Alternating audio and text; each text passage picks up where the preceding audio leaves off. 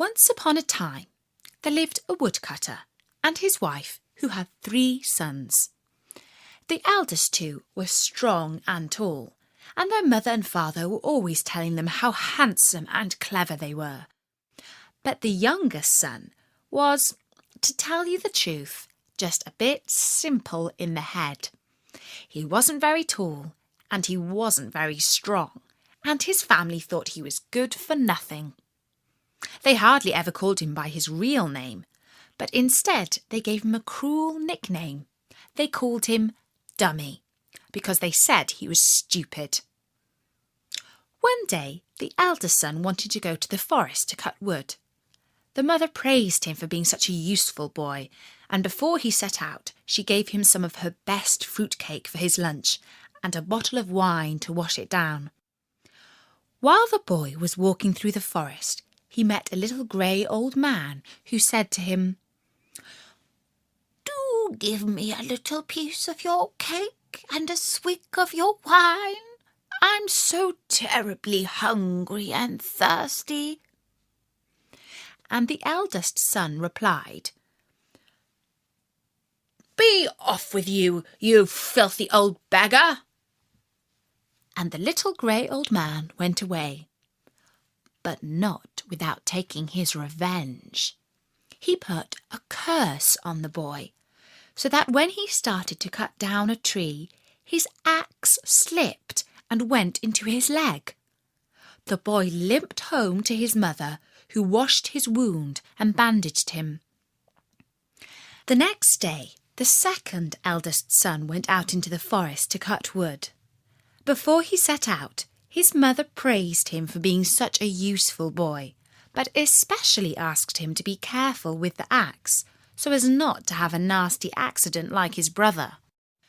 The boy promised not to be careless, and his mother gave him some of her best sponge cake for his lunch, and a bottle of wine to wash it down with. It happened that as the boy was walking through the woods, he came across the same little grey old man. The man said to him, "Do please share your sponge cake and your wine with me, for I am so terribly weak with hunger and thirst." And the boy said, "Be off with you, you lazy old scoundrel. If you want to eat, you'd better work." And the little grey old man went away, but not without taking his revenge. Not long after, when the boy was cutting down a tree, his axe flew out of his hand and hit him on the head. He crawled home to his mother, who bandaged up his wound and asked him why he had not kept his promise to be more careful. For the rest of the week, the 2 eldest sons were both lying in bed recovering from their wounds. The father said to the 3rd and youngest son, "Get on your feet, you lazy dummy. Why are you sitting around doing nothing when both brothers are hurt and unable to work? Get out to the forest and cut some wood, if you're not too stupid to do that." The mother laughed at him and said, "It's more likely that Dummy will cut his own head off, but it won't be much of a loss to anyone." And before he left, she gave him some cake that she had burnt almost to a crust in the oven, and a bottle of sour beer to wash it down. As the youngest boy was going through the woods, he met the same little grey old man who had crossed the path of his brothers. The man said to him, "Do please share some of your cake and beer with me.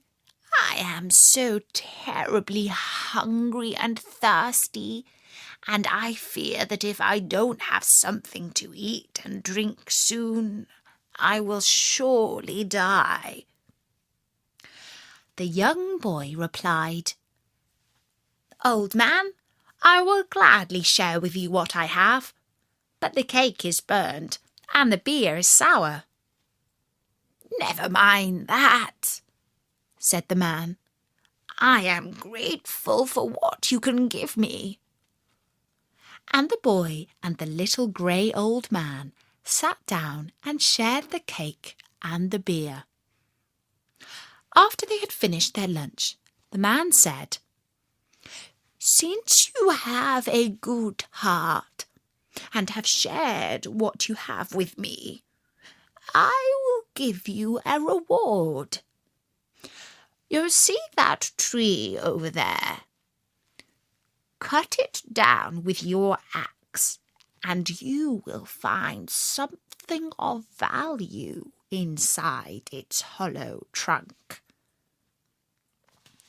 And so, when the little grey old man had left, the young boy, whose parents called him Dummy, took his axe and cut down the hollow tree just as he had been told. Inside he found a goose, but this was no ordinary bird, for its feathers were made of gold. The boy realised that he was in luck and thought to himself, "Why should I go home now and suffer the insults of my parents and brothers? They will take this valuable bird from me, and I shall have nothing." And so the boy decided to run away from home. He put the golden goose under his arm and set out for the town. Then he went to the inn, intending to stay there. He stood at the bar and asked the innkeeper if he would accept a golden feather as payment for his board and lodgings. When the innkeeper saw the golden goose, he readily agreed. But after the boy had gone to bed, he said to his 3 daughters, "That young boy, whose parents call him Dummy, is staying up in our guest room. But he can't be simple in the head, as they say, for he's got a valuable bird with him, a goose with feathers made of gold." The eldest daughter thought to herself, Well, fancy that. Feathers made of gold. I'll pluck 1 or maybe more of those for myself." After the clock struck midnight, she sneaked into the boy's room and saw that he was asleep with his arm around the golden goose. She crept up and tried to pluck a feather, but the feather wouldn't budge, and when she tried to take her hand away, she found that she was stuck to it. She couldn't move, and she couldn't cry out for fear of waking the boy. She had to stay where she was, on her knees by the bed, with her hand on the feather. After the clock struck 1 in the morning, the second sister came into the room, planning to take 1 feather or more for herself. In the dark, she didn't see her sister, but as soon as she touched her back, she found that her hand was stuck fast to her, and she had to stay exactly where she was, not moving and not making a sound. After the clock struck 2 in the morning, the third sister came in.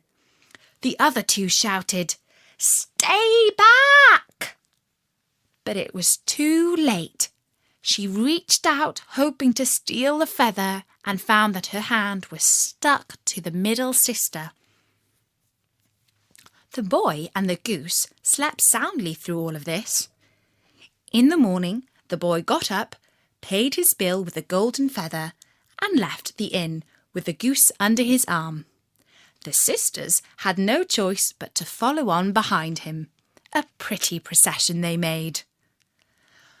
Along the way, they met the bishop. "What a sight!" he exclaimed. "It's hardly right for 3 young women to follow a boy round like that."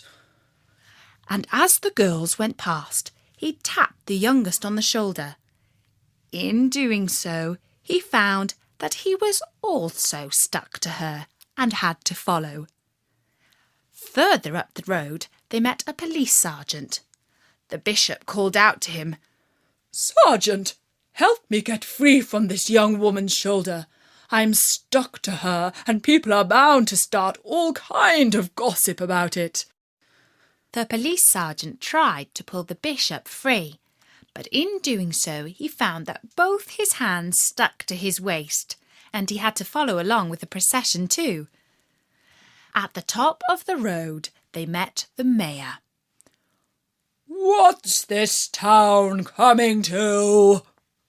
cried the mayor. "The bishop and the police sergeant following 3 young girls who are following a young boy, all holding on to each other in a most unseemly fashion. Have they all gone mad?" As he spoke, he tried to pull the police sergeant and the bishop away, but in doing so, he found that he was stuck to both of them and had to follow on. The boy led the little line of townspeople up along the road, and at the top of the hill they passed the king's palace. Now the king's daughter was very beautiful, but she had the saddest face in the whole wide world. She had never laughed and not even once smiled. The king was so troubled by the young princess's unhappiness that he had made a special law. Whosoever could make her laugh and smile would win her hand in marriage.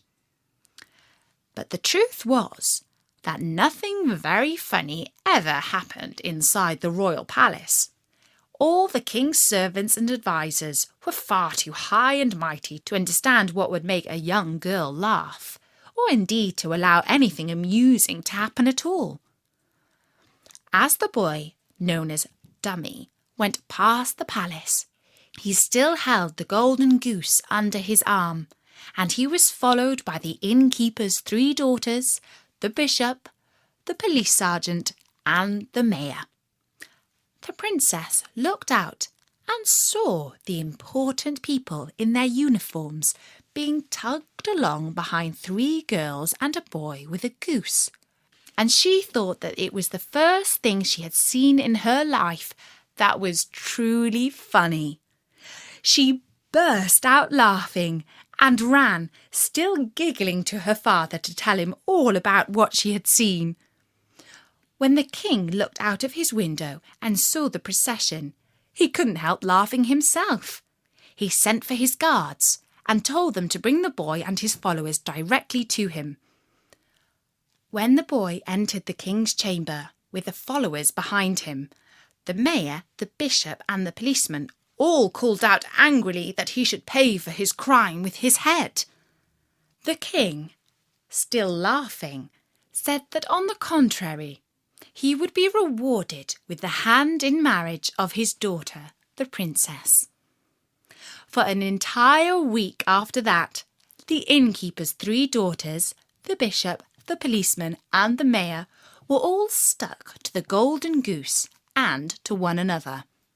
And while they were stuck, all the townspeople and the whole court laughed and smiled at them.